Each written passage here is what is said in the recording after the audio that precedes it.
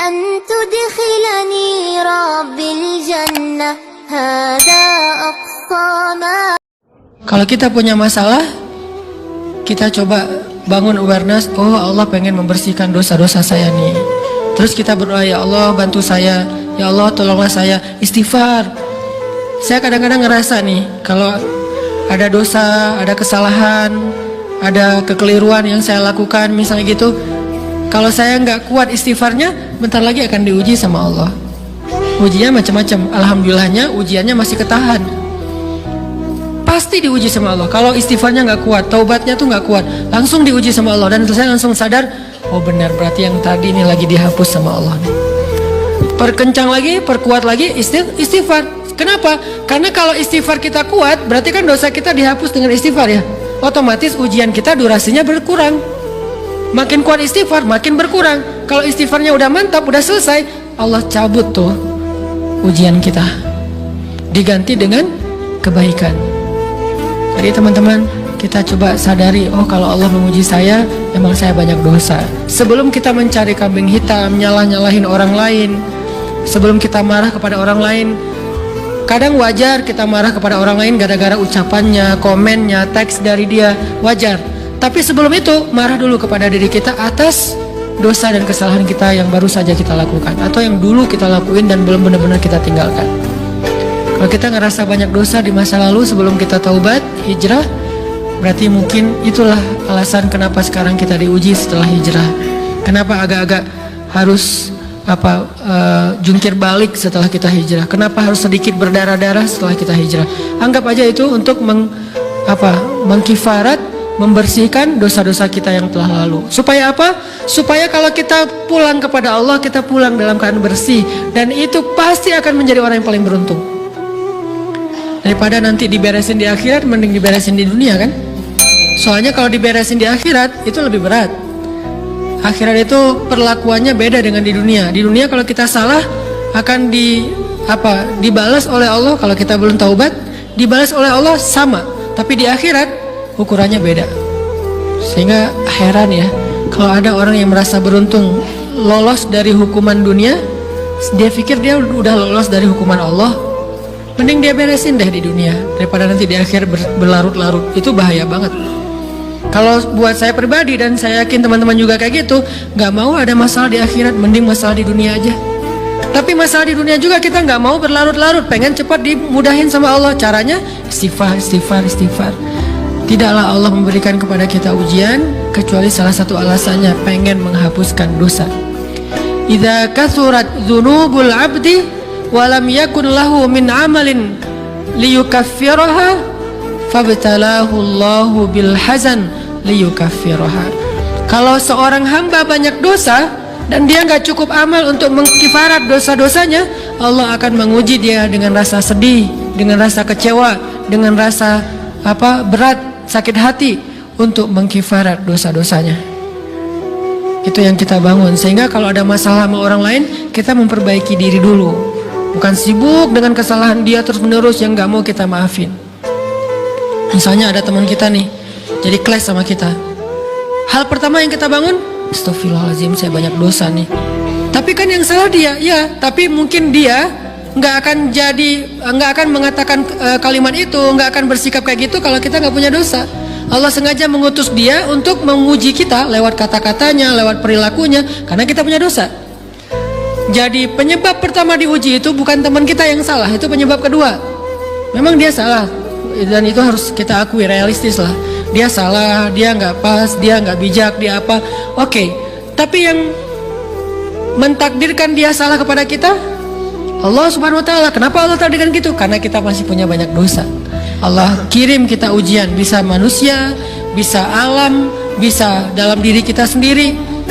Itu semuanya adalah cara Allah untuk menguji kita dan membersihkan dosa-dosa kita. Ini yang kita bangun pertama.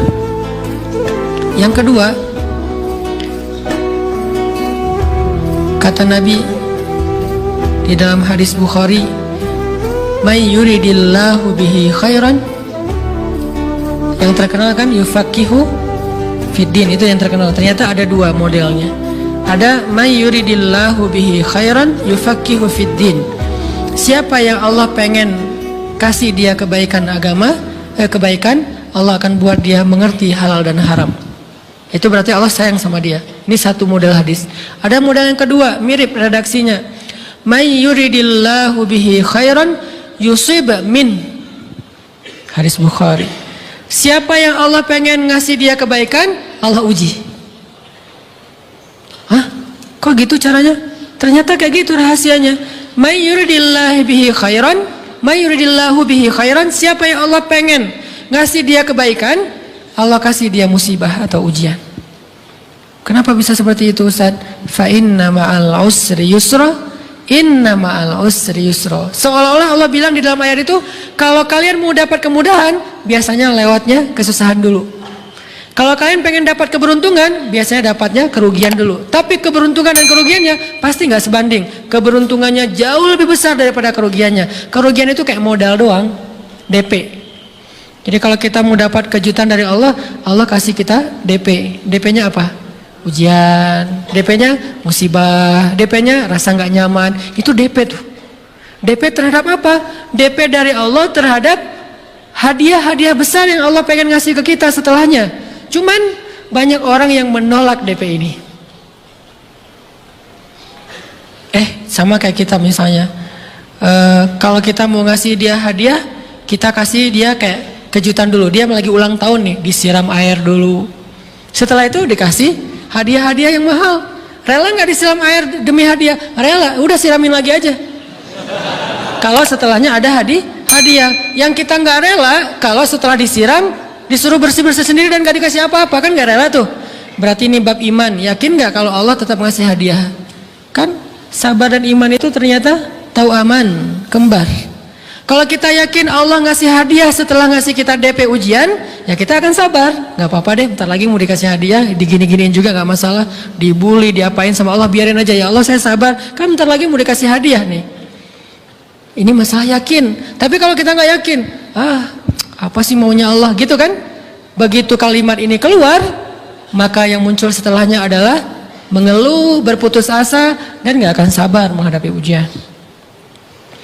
Ujian, kata Nabi, may yuridillahu bihi khairan. Siapa yang Allah pengen kasih hadiah, siapa yang Allah pengen kasih kejutan, siapa yang Allah pengen kasih pertolongan, siapa yang Allah pengen kasih kebaikan, yusib min, Allah akan uji dia dulu. Ini sunnatullah. Sehingga kalau kita lagi diuji, yang kita lihat jangan ujiannya, apa setelah itu. Gimana ngelihatnya Ustaz? Nggak kelihatan. Dengan mata hati. Istafti qalbak, tanya kepada hatimu, kelihatan nggak? Dengan mata hati. Gimana ngelihat dengan mata hati? Dengan iman. Saya percaya Allah pasti ngasih kebaikan setelah ini. Orang Allah sendiri yang ngomong, nggak ada satu huruf pun di Al-Quran yang salah, apalagi satu ayat, apalagi dua ayat. Fa inna ma'al usri yusra, ditegesin lagi, inna ma'al usri yusra. Tapi usr dulu, baru yusr. Dikasih kesusahan sedikit, dikasih kemudahan yang banyak. Dikasih kesusahan sedikit, dikasih kemudahan yang banyak. Ini yang kita coba bangun, tajdidul iman, bangun memperbarui yakin. Sehingga ketika kita diuji, sedih, wajar. Mengaduh sedikit, bukan mengeluh ya. Kalau mengeluh kan nyalahin Allah. Kalau ngaduh, yang namanya orang dicubit kan, itu ngaduh.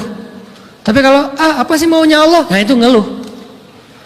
Antara mengadu dengan mengeluh berbeda. Mengadu, itu manusiawi. Sedih, itu manusiawi. Air mata, bahkan bukan hanya manusiawi, itu rahmat dari Allah. Orang yang gak bisa menangis itu yang bahaya. Kalau kita masih bisa menangis, berarti kita masih peka hatinya. Bukankah anak kecil paling sering menangis? Berarti hatinya peka. Siapa lagi selain anak kecil yang paling sering menangis? Cewek. Cowok itu emang gak punya perasaan, makanya jarang nangis. Cewek dikit-dikit nangis, jangan bilang, cemen banget sih nangis, cengeng apa. Enggak, karena dia perasaannya lebih peka dari kita.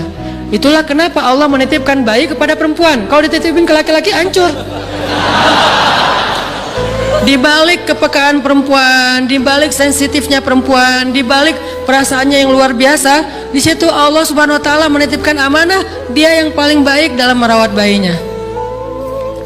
Perempuan secara umum mungkin lebih banyak bicara daripada laki-laki ya. Walaupun ada orang yang perempuan pendiam banget, ada yang nggak ngomong sama sekali, misalnya diem-diem aja, ada. Tapi secara umum perempuan lebih banyak berucap daripada laki-laki. Emangnya ini kekurangan? Bukan. Ini kelebihan. Kalau dia berikan itu dalam hal yang tepat. Apa yang tepat? Mendidik anak. Justru karena perempuan banyak ngomong, lebih baik dalam mendidik anak daripada laki-laki. Laki-laki itu kurang mendidik, kurang mengedukasi kepada anak dengan usia tertentu karena dia jarang memahamkan. Salah hanya marah, salah hanya ditegur. Kalau ibunya jelasin, nah gini sebelum tidur ibunya yang ceritain banyak cerita. Saya sendiri ngalamin sering mana seorang ayah sama ibu interaksi sama anak dalam bentuk verbal. Sering ibu. Jadi menangis itu rahmat dari Allah. Nggak apa-apa, nangis saja. Dan itu tidak disebut mengeluh. Kamu kok nangis sih? Kan orang Islam harus sabar. Emangnya nangis dengan sabar itu bertolak belakang? Sabar tetap sabar ya, nangis jalan aja terus nangis. Nangis apa pakai nangisnya nggak cuma nangis doang, emotikonnya juga nangis, berderai-derai gitu. Sampai air matanya menggenang gitu kan ya. Boleh lah. Ditambah lagi dengan visual menangisnya, posting bahwa dia lagi tertusuk duri dengan postingan kaktus atau apalah, dia pengen share ke semua orang bahwa saya sedang sedih, sehingga nanti ketika ada orang yang menghibur dia dengan sedikit kata-kata yang sabar ya segala macam, wah makin berderai-derai. Itu belum jadi, kecuali dia keluarkan kata-kata mengeluh, baru dia disebut orang yang banyak mengeluh, berputus asa.